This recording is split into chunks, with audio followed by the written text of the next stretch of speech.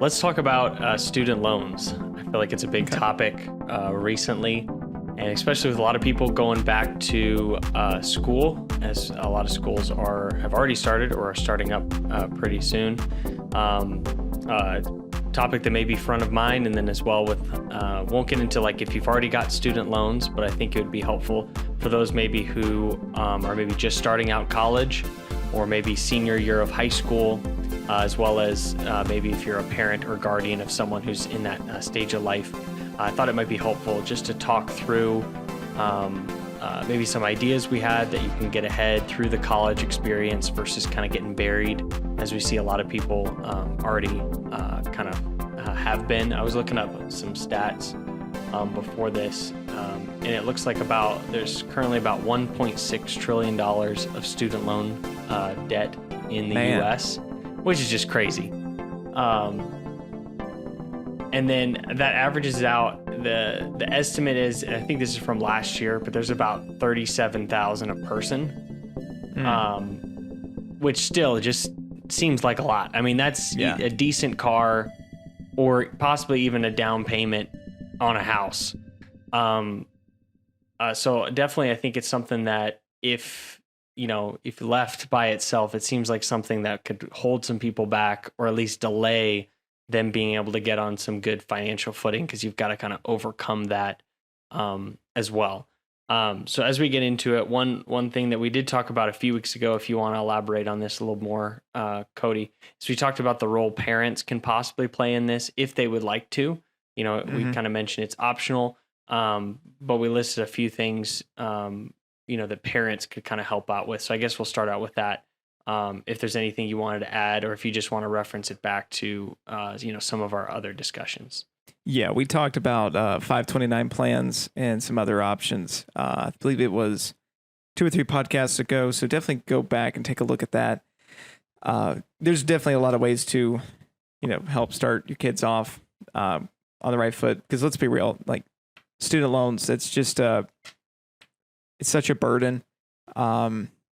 I know people that are well into their 30s and 40s that talk about like just not being able to pay off their student loans. And, we talk about how much debt can affect you and affect your financial future. And student loans are, just on top of that. And a fact that some people may not know, if I'm not mistaken, you correct me if I'm wrong on this, but I don't believe you can go bankrupt due to your student loans.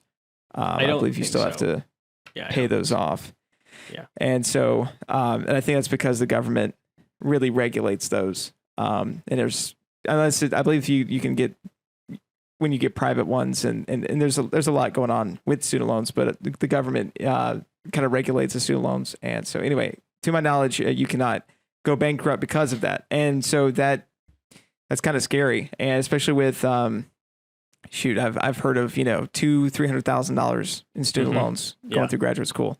And that's just scary. That's a house.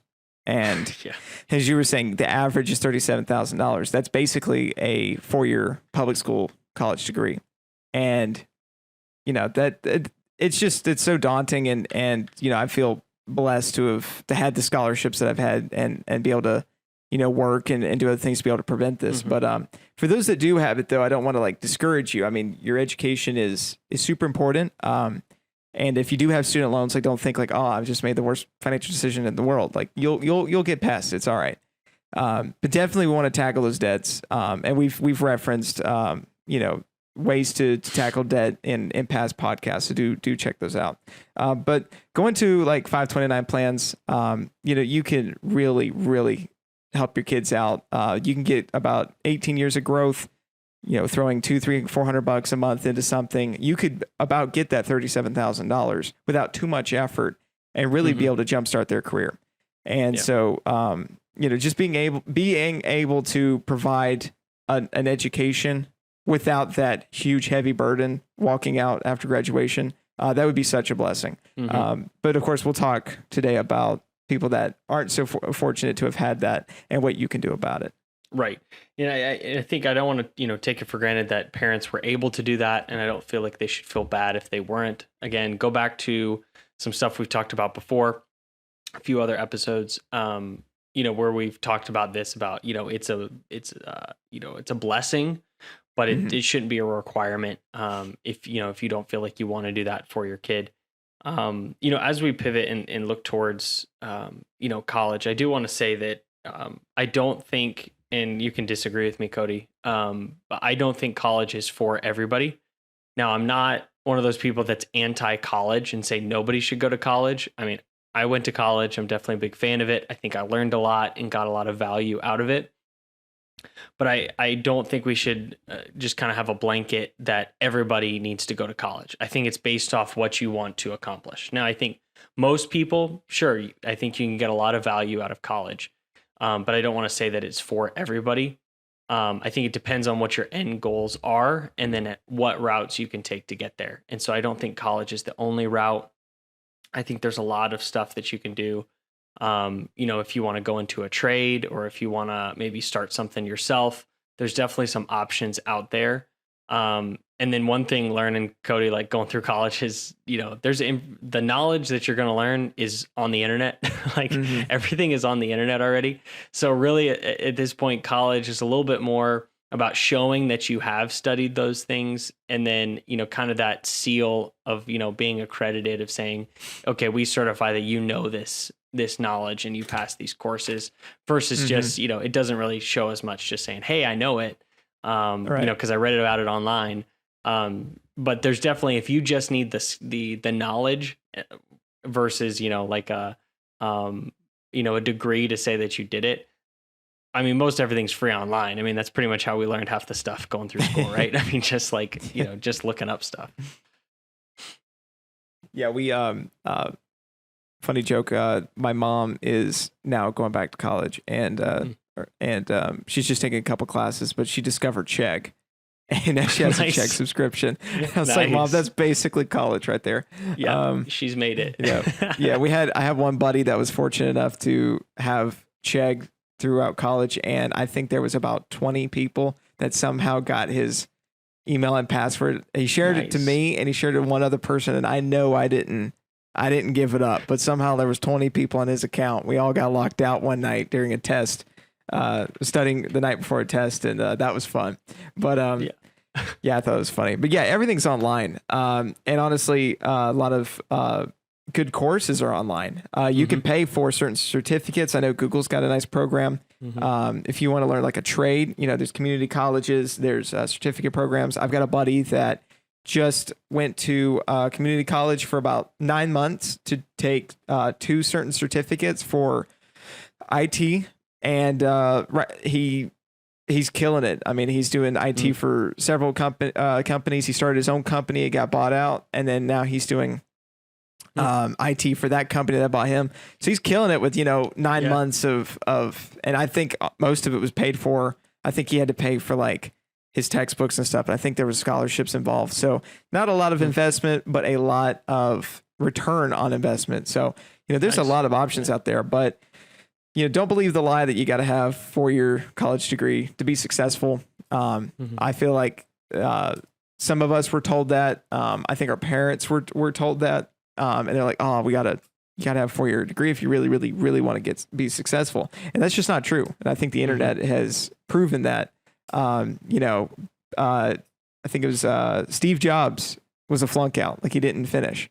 He didn't have a degree, and we all know what he accomplished. So this idea that you need to have a degree, that's not true. It just depends on what your goals are.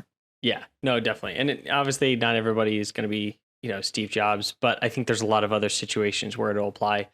And I feel like there's 2 extremes we can take college to.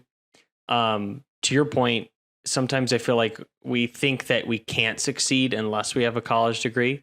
And I think in certain areas you may have to work harder, or you will have to work harder if you don't have a college degree, but I think you can still succeed. But then the other extreme I feel like we fall into is that if you have a college degree, you're going to succeed, which is not true either, because I know too many people that I went to school with that thought, oh, hey, once I graduate and get this degree, people are going to be lining up to hire me. And the fact is like, you got to still put in a lot of work to get some experience and to like apply to a lot of different places and work hard in that. You can't just say like, show up and be like, all right, where are the jobs at? Because they're just not going to be there if you don't also put in the effort. So I Mhm. think we can fall in either one of those two extremes. So I think just thinking about it, just practically, and maybe that's not how most people think about it. Usually we think about the time and the fun, and there's plenty of that. But if you want to just think about it from a money standpoint, I think just being practical with it, to really know what you're getting yourself into, so you don't, kind of waste that time. And it's a very expensive mistake, Mm. if you, don't quite get a lot out of it. So for those that would look at college, I would say probably a first thing you might want to look at is what you want to study, or at least, wouldn't you say, Cody, maybe just what you want to kind of do as your career? Mhm. Would that be kind of the first thing Yeah. you would look at as well? Yeah. So that's a big deal. And I don't want to tell people that you got to have your life figured out. I definitely didn't. And right now I don't really use my degree. I have a math degree and I work in business. I run a company. So I've used my degree, but it's not quite like what that career choice was. Applied mathematics would mean I would be doing data analytics, whereas I'm doing business, and really it's stuff that if I don't know something, like something accounting related or something customer relations related, I Google it. And I Right. think the only thing I really learned was how to Google really well. Yeah. And so, and I also want to go back to what you were saying. Just because you had a degree doesn't mean that there's going to be a job. And this is one of the greatest wake up moments for me in my college career was I had been to two colleges. I went to a community college and then went to a university, and then I transferred to an institute, Georgia Institute of Technology. And my first semester, they were having a job fair. And I was like, oh man, I'm at Georgia Tech. I'm doing a math degree. I've got good grades. Let's do this. And I went to a workshop to create a resume to go to this job fair. And the first thing they asked me was, what's your experience? And I said, well, I don't have any. I have my education. And he goes, all right, well, let's see what we got. And they sat there and we tried to figure out what I could prove that I knew what I was doing. And we did, projects I worked on, all this good stuff. But like the only job experience was tutoring for a semester at the math lab. And I have to say, I was so embarrassed going to that job fair. I mean, I went to everything. I went to DHL, I went to Google, went to Facebook, and I'm handing out, I've got my nice suit and tie. And I'm just like, hey, and I had one guy from DHL look at it and goes, I'm sorry, there's nothing here. And he gives me the resume back. Ouch. And it hurt. That stings. It hurt really bad. So, luckily a neighbor of mine, my parents took me in to do an internship for me, in an interesting field. And I was able to slowly build some experience. Right. But that moment I realized that degree doesn't mean as much as I thought it did. Right. And there was entire workshops dedicated to getting you co-ops and internships. And something I learned being in an engineering school was you didn't get a job after college if you didn't do a co-op or several internships. And they would go, 7 years studying and going to internships, studying, going to a co-op, and then finally being able to go get that job that they wanted. So it's not just a degree and you're good to go. That is a lie. And I think that's even more so nowadays than it was, a couple of years ago. Right. Yeah. More is being expected as more people kind of get that base level of a college degree. Then it becomes, okay, what's going to differentiate you from everyone else that got the same degree as you? And then it's going to come into work experience and, how motivated you are and a lot of other factors, as you mentioned. So it's not just like you've got, the golden ticket of a college degree, which I think it can help in a lot of industries. But it's not necessarily going to be something you could just show and then automatically get in wherever you want. There's still going to be a lot of work on top of that. So then, just going back to looking at what you want to do, I definitely had no idea what I wanted to do as a senior in high school going into college. So I don't feel like you maybe can or will have everything planned out, but at least a general idea can help of just what you want to study. Or what you want to do, and then kind of working backwards from there. Because if it's something that maybe you don't need a 4-year degree, then maybe that's a route you don't want to take. and kind of looking at it that way of, will this degree, or, however much school you want to do, will that help you get to that next place that you want to be? Mm-hmm. And if you don't know, then I would be just weary of taking out large student loans for an unknown, versus if you got a general idea of kind of where you want to head, or at least start putting some time and effort into thinking about it. Because I definitely, would hate, for somebody to spend a bunch of money or get a bunch of student loans and then find out that you didn't really need it, and maybe it'll be worth it for you. But, usually it'd be better to avoid those, those type of scenarios. And then I feel like once you get that done, the next big question is, where do you go? So Cody, you chose to stay in state, right? I know that's a big discussion of, do you go away to college? Do you stay in state? And if I remember right, going through it, there's definitely a lot of savings to go to an in-state school versus an out-of-state. And then also you look at, private versus public. There's definitely a lot of big, savings to be had. So was there a big jump for you? Because I'm trying to think, most of the schools you would have went through would have been public, but then I think techs, would probably be a little bit more of a jump, from those, right? Yeah. So Tech is a public institute. So it is, okay. They qualified for that. And actually there was transfer programs. This is something I also want to throw in there. There's transfer programs that bigger colleges will do with small colleges. And I wasn't part of this because I didn't do that route. I was a math degree, but I had several engineering friends who did their core at a small university. In fact, I think some 2-year colleges had the same program. They would do their core and then they would transfer over to the bigger college. I know that Clemson does this. Georgia Tech did this. I think Florida does this. And if that's in the Southeast, it's the colleges I know and hear about, but I'm pretty positive that a lot of universities do this with in-state. So yeah, huge savings in-state. In fact, I remember looking at in-state versus out-of-state and even out of country, because Georgia Tech had a lot of people coming in from different countries, and they would be paying 5 to 6 times what I was paying. Ouch. And it's just insane stuff. And I lived at home for most of it. I stayed for about a year during some hard semesters to try to tucker down and get done. Yeah, I stayed. I took the bus. I drove the 45-minute to an hour every day, and was able to save a ton of money. So it really wasn't that bad. But that was going that in-state route, and also going to smaller colleges, going to a technical college, to university, and then to institute. The bulk of the money was spent actually at those smaller colleges, and all I did was make sure that whatever I did there transferred. We didn't waste any money. So we'd be calling the college that I wanted to go to saying, hey, does this transfer over? Is it the same credit that goes to the same degree? We're really proactive about making sure that what effort I'm putting in really goes to what I want. And that's something that I learned was something that wasn't very popular. People would take classes that did not, they would just want to take a class for fun.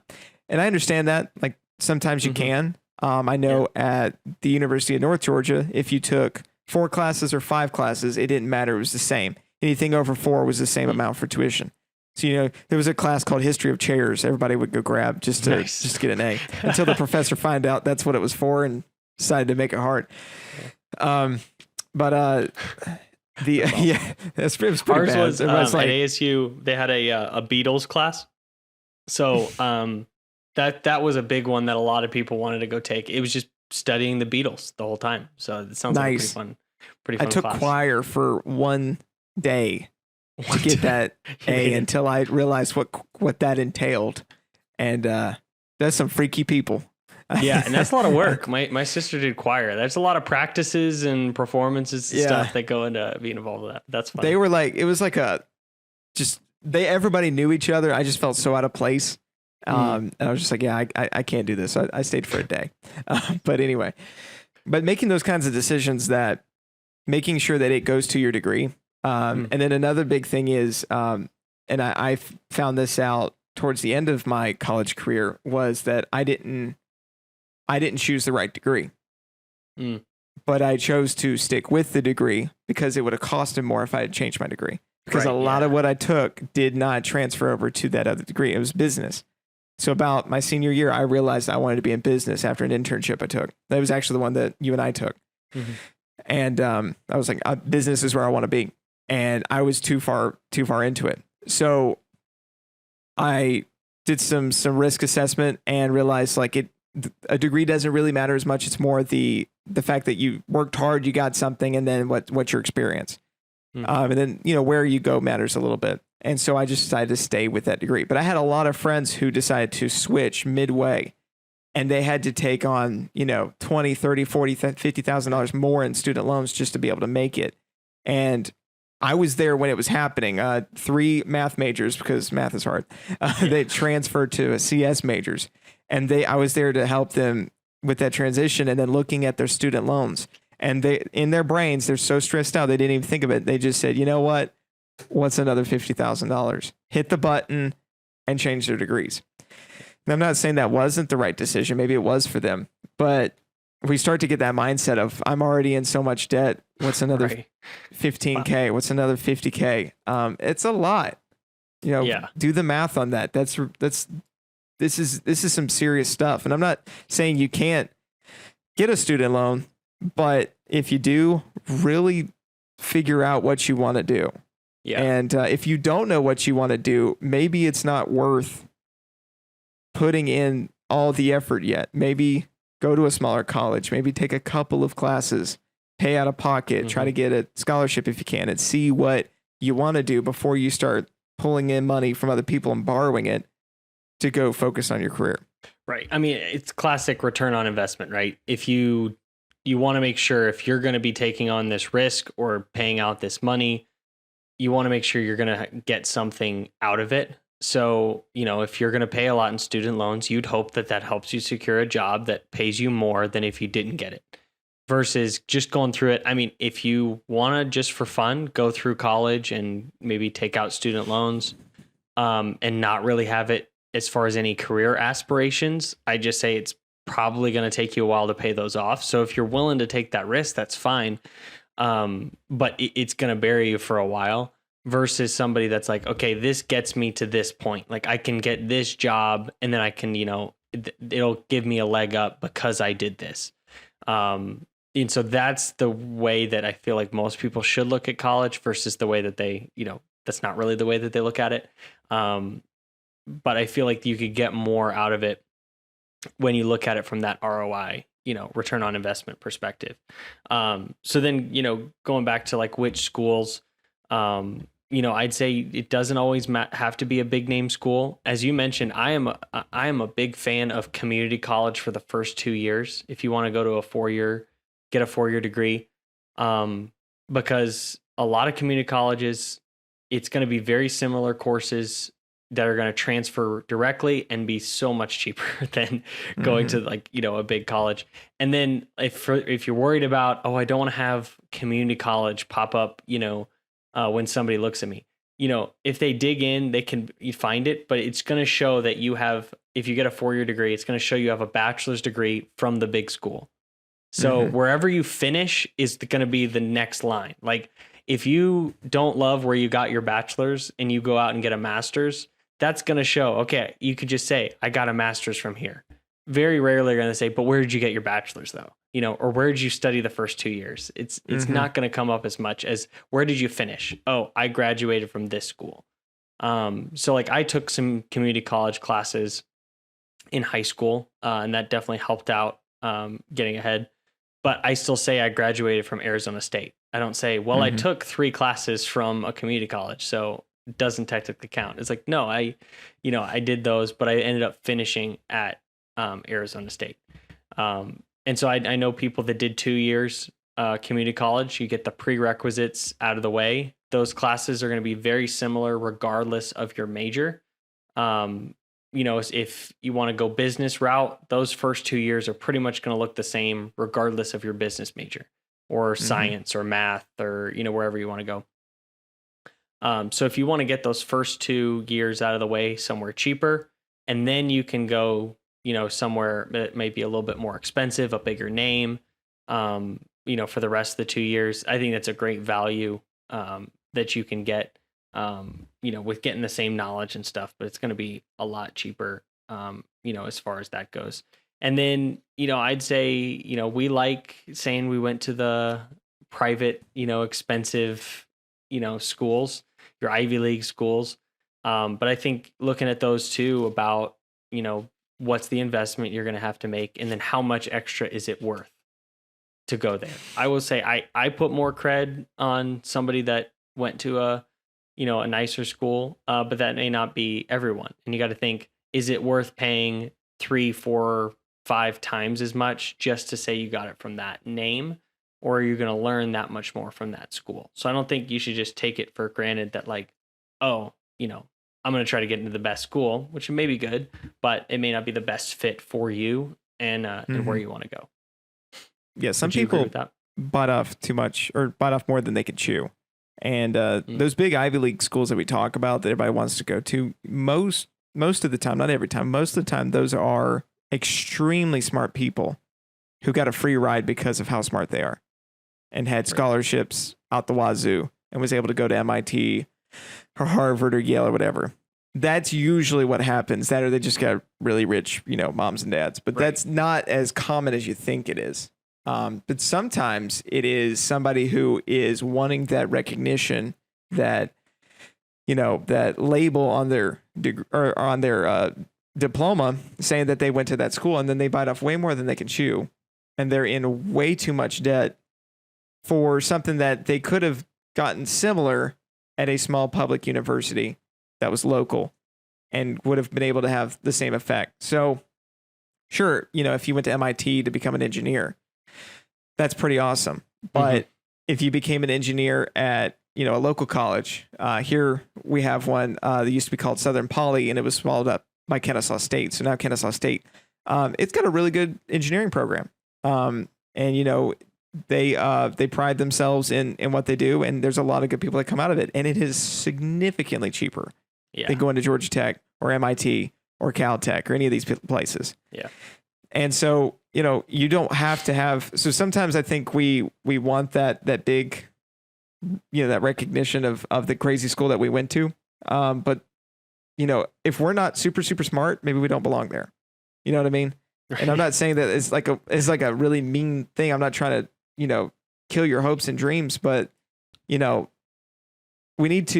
think we need to start biting what we can chew. Yeah. Taking in what we're able to afford, taking what we can do mentally, and make sure that our GPA doesn't suffer. I made the mistake of going, I think I went to Georgia Tech too early. I wasn't ready, and my GPA suffered, and I almost lost some scholarships, and that could have been really bad. Thankfully, it didn't happen. So, but I know some people that decided to just stay at the old university. They could have transferred, but they decided to stay at the other university. So that way they could continue doing more core classes, continue trying to get up their GPA, keeping the scholarships, and then try to transfer a year later. And so that was a really wise choice on their part. Where me, I was just like, yeah, let's transfer, and I did, and then I was like, what did I just do? So my GPA suffered greatly because I jumped the gun on it. And so that would be something I would recommend, is really just trying to figure out what you want to do, and then be laser focused at achieving that goal. Because if we waver and we don't know what we want, we don't know what career we want, or we get our eyes on something really, really big, we could really deter from the end goal of what we wanted to be. Like, did I want to go to law school? What was the goal? Do I want to go to Harvard Law, or did I want to become a lawyer? And then you could have went to a public school that was near you and got the same kind of law degree, maybe not as great a recognition, but the same kind of law degree. And you would have been basically at the same place that you would have been otherwise. Right. Yeah. It just depends on what you want to get out of it. And I'd say that name recognition, it is worth something. I mean, it is worth something to say that you went to that school. I think you could definitely get, if it pays off, you can get a significant head start and a significant jump on maybe others that just got, a college degree. But I will say too, after the longer you're out of school, a little bit less it means. Once you get 10 years into, 5, 10 years into working, I feel like that starts to mean a little bit less versus if you're just fresh out of school. So that's something to think about as well. We don't really talk about this when it comes to college, but we talk about with other stuff is value. We always talk about not just go where it's cheap. That's not what Cody and I are saying, of just find the cheapest option or say, what's the best value for you? Don't just necessarily say, well, let's go to the most expensive school I can find. That doesn't automatically mean it's the best option for you. So think about the value that you're getting out of it. And then quickly, there's a few other things that we want to, that might help as well. Is a big one is scholarships. Cody and I can both attest to this, that scholarships helped us out a ton, and it's why we were able to go where we did. I wouldn't have been able to go to, Arizona State. I probably would have gone to a much smaller school, but through the scholarships that I was able to get, like that made the difference for me. And I think you'd say the same for how you were able to, eventually go to Georgia Tech. So I'd say as far as those go, let me know if you have any additional things, but I would say study a ton for your ACTs and SATs if you're going to take either one of those. Really put some time into those because those scores can help dramatically. Like one of the scholarships I got was just purely based off my ACT score. So if you do well on those, that can really help you get some decent scholarships, and it's free money. I mean, you're going to have to take the test anyway. So if you put a little extra time to try to do well and they can give you a scholarship, it's just added bonus on top. Maybe try to do well in high school. High school GPA also kind of plays a role in that as well. And then the last thing I'd say is apply to a bunch of scholarships. I know some people that basically took it as their part-time job, their senior year of high school was just applying for college scholarships. And so, I mean, if you think about it, if it takes, you may say like, oh, it's going to take me 2 hours to fill out this application. But if you get $1,000, each year, like that's a pretty good return on your 2-hour investment of applying for that scholarship. And if you apply for a bunch, they may not all be, full ride scholarships. But if you apply for a few that are, a few $100s and you get a few of them, that can make a huge difference. So I'd say spend the time applying for scholarships. And I know some people that I think there's scholarships that if you get them and it's above your tuition, they'll let you keep the money. So that could be a big perk as like, hey, this covered more than my tuition and plus you get the money on top of it. So I think that could be a great value as far as time spent and then the return you're able to get.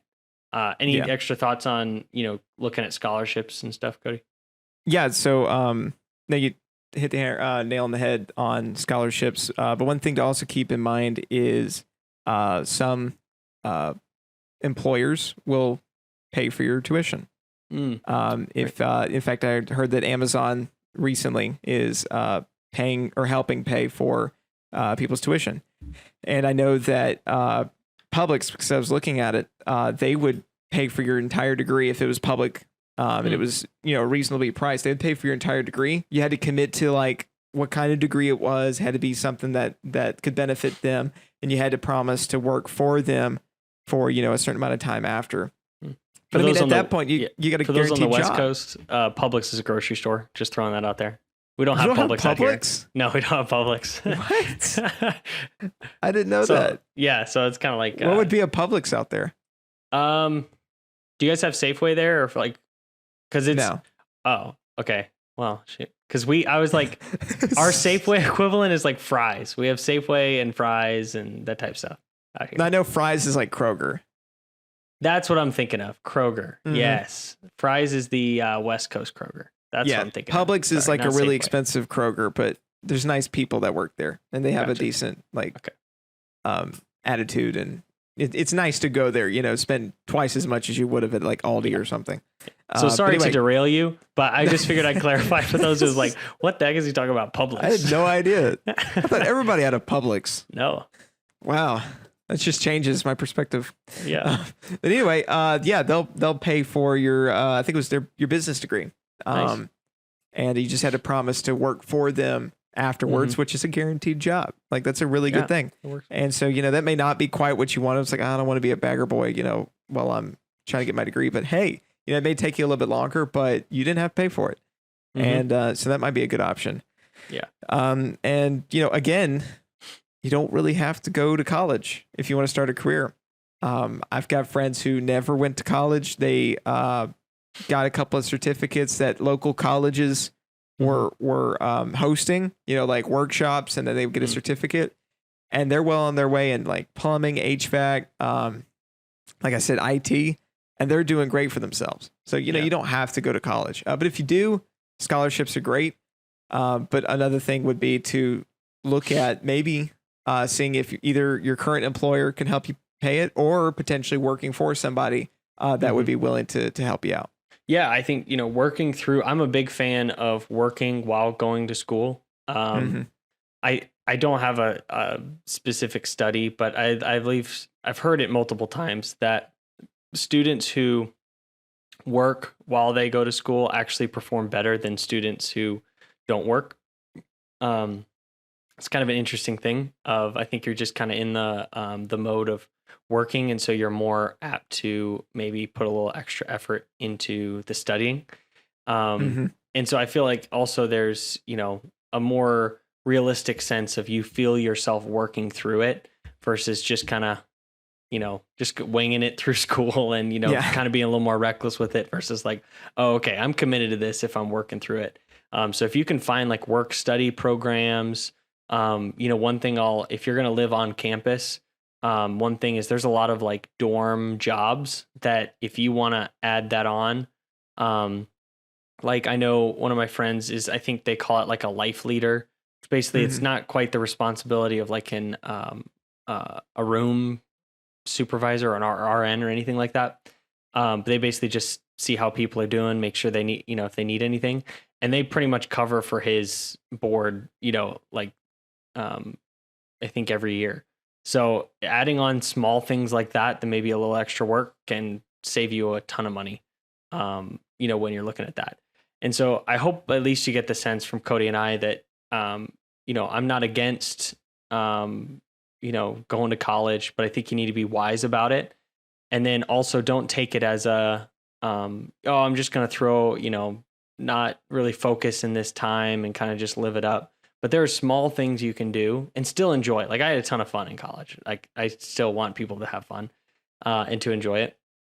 But there are small things you can do that'll save you a ton on the back end.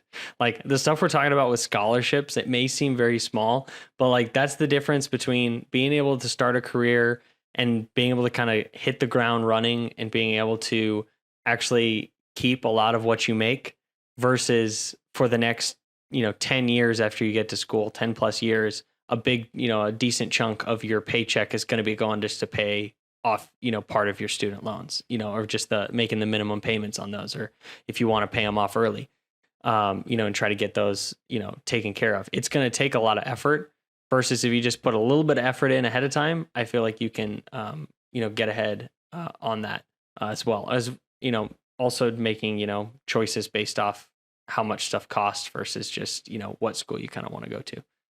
Any extra thoughts on that, Cody?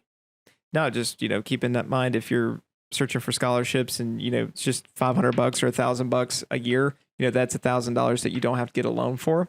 That's going to be collecting interest after you graduate. And, we don't have to tell you what compound interest can do to you. So, it's just a little bit. And, if you feel like, and we've said this before, but if you feel like there's a career path you really want, like say go to medical school or become a lawyer, and you don't see any other way but taking in some student loans, like, again, it is your choice. We understand, like, we're super against debt, but if you are so passionate about that you don't care about, say, financial independence or retiring super early or something like that, then by all means, please follow your dreams. But if you are focused in a career that has to do with, having financial stability and starting your career, at a good footing and graduating and ready to hit the ground running, then we really think the best option is to focus on a debt-free or a minimal debt college situation. And we believe that is the best way to start your career. And so we highly recommend, trying to opt out of, don't look at the big schools. Don't look at, if you can, that's great. If you're blessed to do that, but don't focus too much on that. Focus on what you want to do and getting the best value for your money and taking on the least amount of risk as possible. And that'll set you up for success. Yeah. Again, it's all about what you want to get out of it, because it may be worth it taking on all that debt as far as a way, again, if you want to be a doctor or a lawyer, that may be a great boost for you if you're willing to take that risk. I've just, I think I'm echoing a lot what you're saying. I've just seen too many people take on such a big burden without getting much out of it. And so just try to avoid that if you can. I'm not against it for, again, things where if you know the risk you're getting into and you want to, it's worth it for you, then, by all means, if that's going to help you get to where you want to go, then that, then that make the most sense for you, but just be wise about it instead of just jumping into it just because that's what everyone else is doing. Yeah, absolutely. Well, I think we're about time, so we're going to wrap it. But if you guys got any questions, got any college questions, maybe about student loans, anything like that, please visit our website, www.willandcody.com. You can submit a question on our contact us page, and we'll answer it on the podcast. But we'll see you guys next time. See you guys.